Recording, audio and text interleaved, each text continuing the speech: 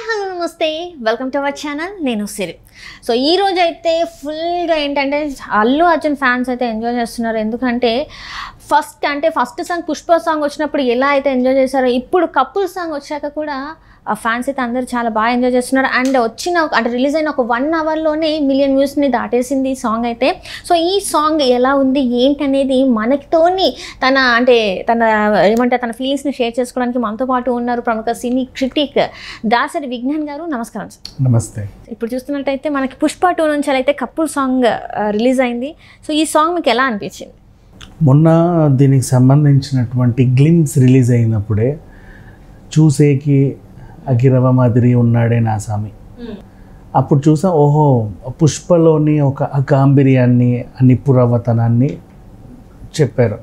దాని second line ఎలా అయితే ఉందో పత్తి పువ్వు లాంటి అని చెప్పేసి, అంటే పుష్ప క్యారెక్టరైజ్ని ఈ సాంగ్ ద్వారా చాలా బాగా చెప్పారు. ఎలా చెప్పనా, ఎంత స్ట్రాంగ్ అయినా సిండికేట్కి మహారాజులా ఎదిగిన ఎంత మొరటోడైనా ఎంత మొండోడైనా తన భార్య దగ్గరికి వచ్చేసరికి చంటి పిల్లాడే. అంటే అంత బాగా చూసుకుంటాడు మన శ్రీవల్లిని, అంత క్యూట్గా చూసుకుంటాడు అండ్ అంత సున్నితంగా ఉంటాడు అని చెప్పేసి, అంటే బయటే సింహమైనా ఏదైనా సరే పిల్లల దగ్గరికి వచ్చేసరికి ఒక క్యూట్ టెడ్డీ బేర్ లాగా సంథింగ్ అట్లా ఆ టైప్ ఆఫ్ ఫీలింగ్స్ ఇచ్చేటువంటి అంత అద్భుతమైన సాంగ్ అని చెప్పుకోవచ్చు. అండ్ ఇంకపోతే శ్రేయా ఘోషల్ పాడిన విధానాన్ని వింటుంటే డిఎస్పి మ్యూజిక్, దీనికి డిఎస్పి మ్యూజిక్తో పాటు బంజో కూడా చేశాడు. వింటున్నంతసేపు అలా ఒక లోకంలో తేలిపోయింది సాంగ్. ఇంకా చెప్పాలంటే ఒక్కసారి విన్న తర్వాత నోట్లో నానుతానే ఉంటుంది. అలా 4-5 సార్లు వింటే లిరిక్స్ వచ్చేస్తాయి. చాలా సింపుల్ లిరిక్స్. మీరు గుర్తుపెట్టుకుంటే పుష్ప 1 అయినా 2 అయినా రాబోయే 3 అయినా దాని తర్వాత మాట్లాడుకుందాం. పుష్ప ఫస్ట్ నుంచి లాస్ట్ వరకు అన్ని సాంగ్స్ కూడా చాలా simple lyrics, decent music and highest views. అంటే పెద్ద ఏదో కవిత్వాలు ఉండవు, ఉండవు, చాలా సింపుల్ లైన్స్. ఇప్పుడు నా సామి సాంగ్ తీసుకున్నా, చూపే బంగారమయ్యే శ్రీవల్లి సాంగ్ తీసుకున్నా, దాక్కో మేక చూసుకున్నా, ఐటమ్ సాంగ్ చూసుకున్నా, అంటావా మావ చూసుకున్నా, చాలా సింపుల్, చాలా ఈజీ లిరిక్స్తో అద్భుతంగా తీసుకెళ్లారు పుష్ప సాంగ్స్ని. సో సేమ్ ప్యాటర్న్ కంటిన్యూ చేస్తా. పార్ట్ 2 కూడా వచ్చింది మొన్న కూడా.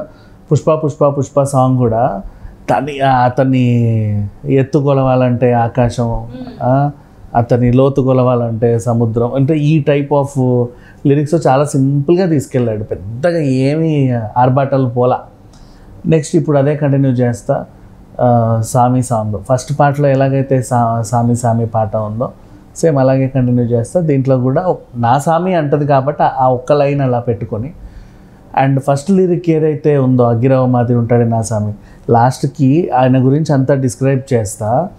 ఇలాంటి మొగుడు ఉంటే ఏ పిల్లైనా మహారాణి అని చెప్పేసి అనండి. అంటే పిల్లని అంత బాగా చూసుకునే మొగుడు దొరికితే ఏ అమ్మాయి అయినా సరే మహారాణి కంటే ఎక్కువ. ఇప్పుడు ఆమెకు ఆపదొస్తే ముందుకెళ్తాడు, ప్రేమ పంచుతాడు, ఆమెని అన్ని విధాలుగా బాగా చూసుకుంటాడు. సో ఇట్లా చూసుకుంటే శ్రీవల్లి ప్రేమనంతా ఒలకబోసి ఈ సాంగ్ని అద్భుతంగా తీసాడు. అండ్ చంద్రబోస్ గారి లిరిక్స్కి అయితే హ్యాట్స్ ఆఫ్. సింపుల్గా రాసినా కూడా అసలు ఏదో ఉంటుంది దీంట్లో అన్న ఫీలింగ్లో ఉంటుంది. డిఎస్పి గురించి చెప్పాల్సిన అవసరమే లేదు, ఇంకా అతను ఎంత మాట్లాడుకున్నా తక్కువే.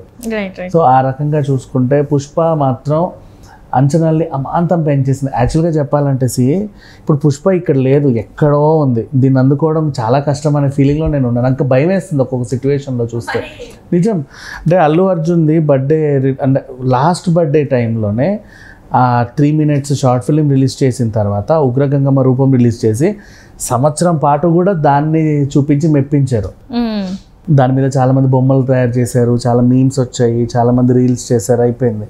ఇప్పుడు ఆ తర్వాత ఉగ్రగంగమ్మ రూపం టీజర్ రిలీజ్ అయిన తర్వాత నెక్స్ట్ లెవెల్కి వెళ్ళిపోయింది. నెక్స్ట్ అలాగే ఆ ఉగ్రగంగమ్మ అంటే ఎవరు, అసలు చిత్తూరు గంగమ్మ చరిత్ర ఏంటని కూడా చాలామంది యూట్యూబ్లో చూస్తున్నారు. అక్కడ కూడా మంచి చరిత్ర ఉంది, కావాలంటే చూడండి. అంటే ఒక రాక్షసుడు, రాజు లాంటి రాక్షసుడు ఊరి మీద పడి అమ్మాయిలందరినీ నాశనం చేస్తూ ఉంటే ఆమె తెగించి అతనితో పోరాడి అతను చంపేసింది 4-5 రూపాల్లో. రూపాలు మార్చుకుంటా మంచి స్టోరీ అది, యూట్యూబ్లో ఉంటుంది చూడవచ్చు. మళ్ళీ ఆ కథ చెప్పాలంటే ఇంత ఉంటుంది, అందుకని జస్ట్ అట్లా చెప్పేసా. అండ్ ఆ తర్వాత ఇప్పుడు మొన్న అట్లా ఉంటా పుష్ప పోస్టర్ రిలీజ్ చేసిన తర్వాత దాని డిస్క్రిప్షన్ చేసుకుంటా అందరు డీకోడ్ చేసుకుంటా ఉన్నారు. టీషర్ట్ పైన ఉన్నటువంటి ఆ ముద్ర ఏంటి, దానికి సంబంధించిన డీటెయిల్స్, అలాగే ఆయన పుష్ప జెండా దానికి సంబంధించినటువంటి డీటెయిల్స్, ఇవన్నీ చెప్పుకుంటా ఉండేసరికి ఆ హైప్ అక్కడికి వెళ్ళిపోయింది. నెక్స్ట్ ఎప్పుడైతే పుష్ప సాంగ్ లిరిక్స్ రిలీజ్ అయినాయో కథమంతా ఇంకా ఆల్మోస్ట్ అందరూ కూడా పుష్ప వైపు చూసుకుంటా దాని ఈ అందుకోగలమా ఈ రేంజ్ అనేలాగా ఉంది. అంటే సింపుల్గా 2,000 కోట్లు ఈజీగా వసూలు చేస్తుంది అని అయితే ప్రూవ్ అయిపోయింది. పుష్ప 1 కోటి బొమ్మ కాదు, 2,000 కోట్ల బొమ్మ అది. చాలా సింపుల్గా అవలీలగా ఆనందంగా తీసేస్తుంది.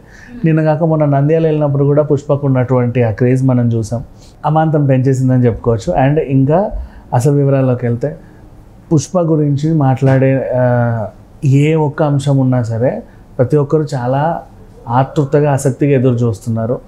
అండ్ నెక్స్ట్ అలాగే ఇప్పుడు ఈ మధ్యకాలంలో మొన్న ఆయన అక్కడికి వెళ్ళాడు కదా అని చెప్పేసి పనికిమాలిన సన్నాసులు అందరూ కూడా బాయ్కాట్ పుష్ప అంటున్నారు కదా.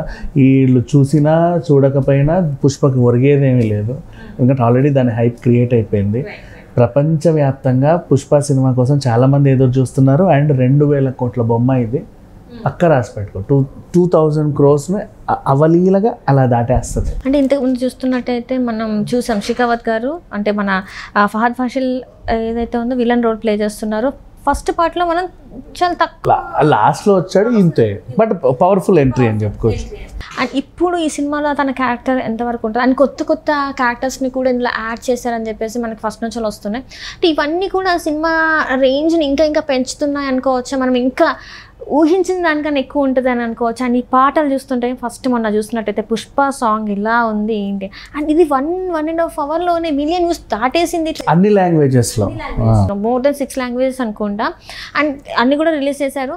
అసలు ఏంటి పుష్ప మాన్యా మరి ఎలా ఉండబోతుంది, మరి August 15th సినిమా రిలీజ్ అంటున్నారు, మరి August 15th రిలీజ్ అయ్యే అవకాశాలు ఉన్నాయా లేకపోతే ఇంకా, ఎందుకంటే మామూలుగా సుకుమార్ అండ్ సినిమాలు అంటే కొంచెం వెనక్కి పోతూ ఉంటాయి కదా, సో మరి అదేమైనా జరిగే అవకాశం ఉందంటారా? ఈ August 15th ఎలా వచ్చిందో తెలుసా నీకు? August 15th థర్స్డే వచ్చింది, దాని తర్వాత ఫ్రైడే సాటర్డే సండే. ఫ్రైడే కొంచెము మెలక పెడితే ఇట్స్ లాంగ్ వీకెండ్.